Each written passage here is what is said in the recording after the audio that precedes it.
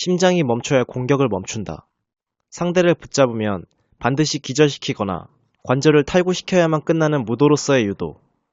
키무라는 그렇게 무시지마 밑에서 철저하게 귀신의 유도를 이어받기 시작합니다. 그의 유도 선수 시절 시합 영상은 찾아볼 수 없지만 그와 같은 시대를 살아온 무도인들의 평가는 이러합니다. 강도간 유도의 역사 안에는 괴물처럼 강한 선수가 4명 있다. 키무라 마사히코, 해싱크, 루스카, 야마시타 야스히로. 이 중에서 가장 강했던 건 키무라 마사히코다. 스피드와 기술이 출중해 누가 해도 상대가 되지 않아. 1964년 도쿄올림픽 유도팀 감독 마츠모토 야스이치. 시합은 키무라 선수 상대로 몇 분 서 있을 수 있는가의 시간 다투기일 뿐이었다. 어쨌든 기술이 빨라. 신기야. 전성시대의 키무라 선배에게는 누구도 이길 수 없어. 해싱크도 루스카도 3분도 안 걸린다고 단언할 수 있어. 극진회관 창시자 최영희. 키무라의 유도는 기술의 날카로움이 달라. 지금의 유도 같은 체력 경합 같은 게 아니라 기술로 맺히고 있었다.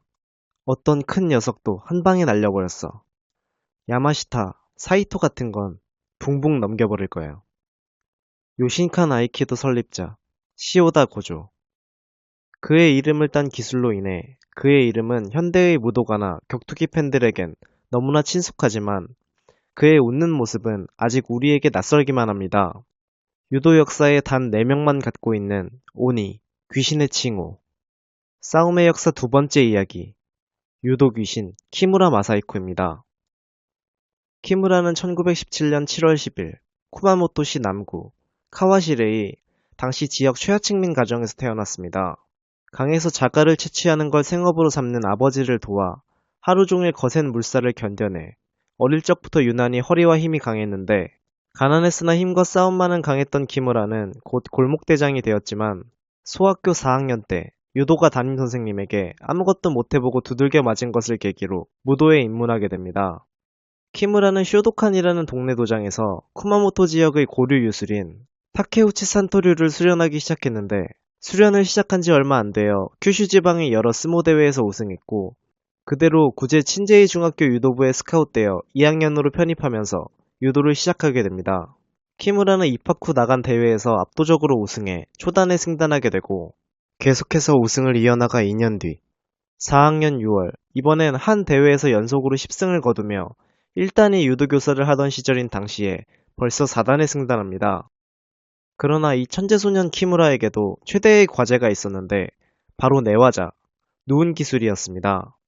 키무라는 3학년 때 제대유도연맹 주최의 전국 중등학교 대회에서 모로테가리, 2다리 잡아 매치기를 특기로 하는 학교에게 패배한 적이 있는데 키무라는 이후 고전유도 강호교인 구제5고에 출장 연습을 다니며 철저하게 자신의 누운 기술을 강화시켰고 그렇게 지금의 유도, 주짓수, MMA에 내려오는 기술인 선 자세에서의 우대가라미, 팔 얼거 비틀기를 개발하게 됩니다.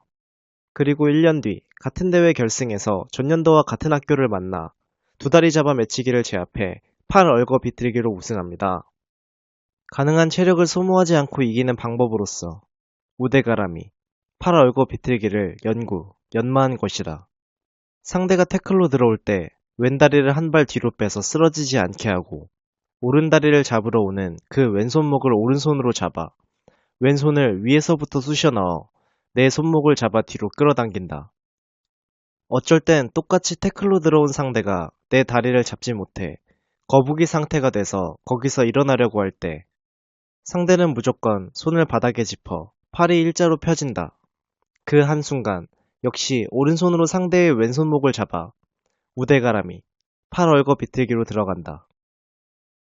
그리고 이 귀신 같은 재능을 가진 키무라는 진짜 귀신을 만나게 되는데 메이지 신궁대회 3연패, 전일본 선사권 2연패, 일본 유도계를 5번이나 제패한 남자, 귀신, 우시지마 타치쿠마.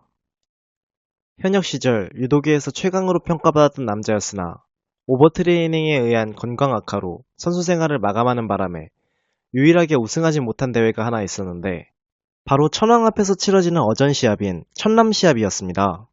그렇게 우시지마는 언젠가 자신의 제자가 이 비원을 이뤄주길 소망하며 타쿠쇼쿠 대학 유도부 사범으로 지도자의 길을 걷게 되는데 자신의 모교에 나타난 궤동 키무라를 보고 키무라의 어떠한 지옥 훈련도 버텨낼 듯한 강한 육체와 승부에 대한 집념, 무엇보다 기존의 8월거 비틀기의 새로운 전술을 만든 누운 기술에 대한 깊은 이해력에 반해버립니다. 우시지마는 특히나 이 누운 기술에 관심이 많은 인물이었는데 그 역시도 키무라처럼 고려 유술 출신의 현역 시절 당시 최강의 고전 유도 선수들이 모여있는 카네미치 야이치 효의 구제육고에서 누운 기술의 천재라고 평가받던 노가미 치카오에게 누운 기술을 전수받은 선구자였습니다. 누운 기술은 전국의 격투다. 상대를 깔아눕혀 목을 따는 것이다. 동시에 힘이 빠져 일어나지도 못하게. 그럼에도 여전히 승부를 결정지어야만 한다면 누운 기술 말고 다른 방법은 없다. 유도는 어디까지나 무술이다. 무사가 전쟁터에서 칼이 부러지거나 화살이 닿은 후 최후에는 누운 기술로 생사를 결정하는 것이다. 타쿠쇼쿠 대학 유도부 사범 우시지마 타츠쿠마. 우시지마는 키무라를 스카우트하기 위해 직접 키무라의 집에 찾아갔으나 이전까지 형이 신문 배달로 학비를 내주어 겨우 다닌 중학교였기에 키무라의 가족들은 더 이상 유도를 시킬 수 없다고 하였고 우시지마는 그런 키무라의 가족들에게 본인의 집을 기숙사로 숙식을 제공하고 거기에 용돈까지 챙겨주겠다고 약속합니다. 당시 우시지마는 30세, 키무라는 16세. 요코야마 사쿠지로, 토쿠산포, 우시지마 타츠쿠마, 키무라 마사이코. 강도관 역사에 단 넷뿐인 귀신의 칭호를 가진 스승과 제자. 심장이 멈춰야 공격을 멈춘다.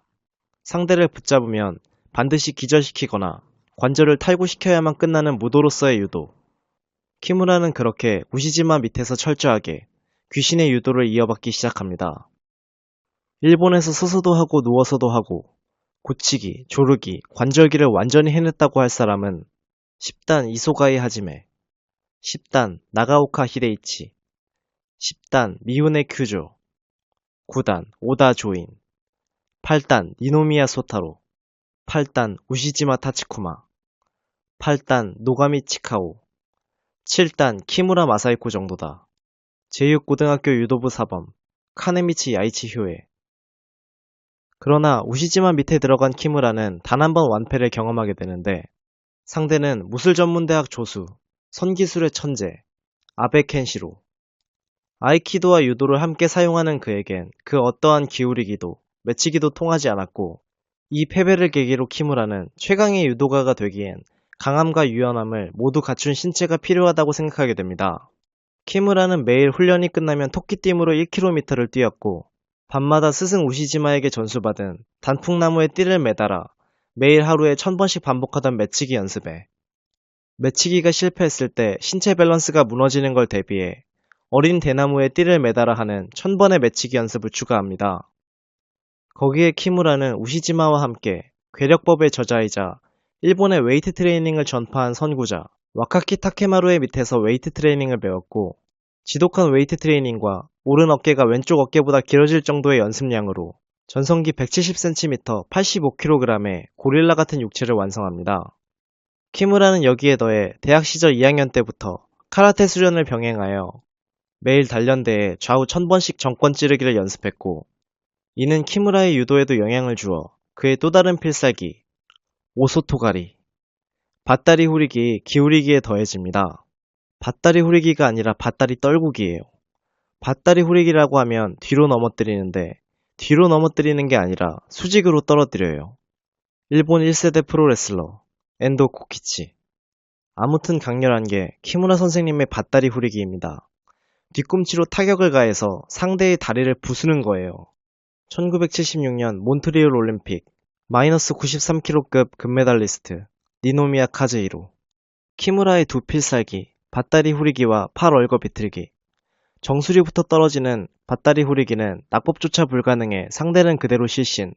팔 얼거 비틀기는 상대가 항복하기도 전에 이미 탈구.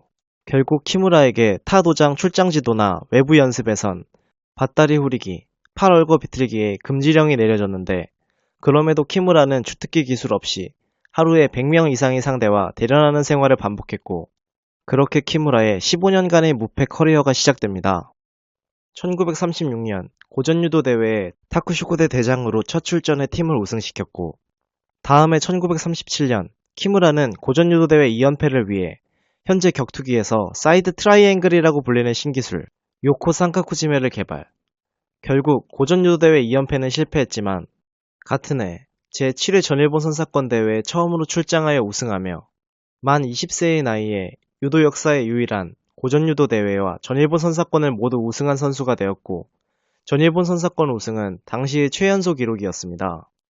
전일본 선사권에서 우승한 후 키무라는 본인 스스로 남들보다 배로 노력하지 않으면 최강에 머무를 수 없다고 생각했고, 그렇게 만들어진 그의 유도 신조인 3배 노력.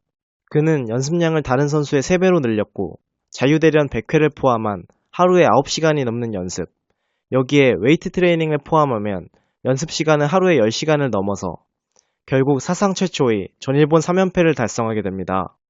그리고 스승 우시지마 밑에 들어간 지 6년째인 1940년, 만 22세로 타쿠쇼쿠 대학 졸업학년이 된 그는 마침내 스승의 비원인 천남 시합을 전 시합 한판승으로 우승합니다.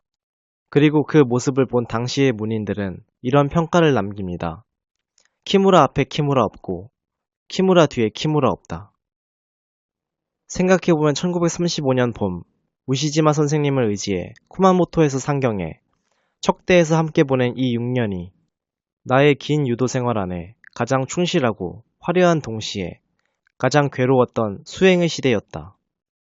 1937년, 1938년, 1939년 일본 선사권 우승자, 1949년 전일본 선수권 우승자, 키무라 마사이코.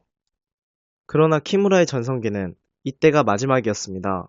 그가 처음 전일본 선사권을 우승한 1937년에 이미 중일전쟁이 시작되었고, 키무라가 천남 시합을 우승한 1940년 6월, 바로 이 시기, 유럽에선 독일의 프랑스 침공으로 파리가 함락되어 세상은 곧 제2차 세계대전을 맞이합니다. 키무라의 20대 중후반, 어쩌면 유도 선수로서 전성기가 되었을 이 시기는 그렇게 전쟁의 역사에 매몰돼 버리고 맙니다. 그렇게 그는 당대 최강의 유도가로서 어떠한 명예도 재산도 쌓지 못했고, 여기서 오는 허무함과 이어진 경제적인 불행은 그의 인생에서 그가 그릇된 선택을 반복하게 만듭니다.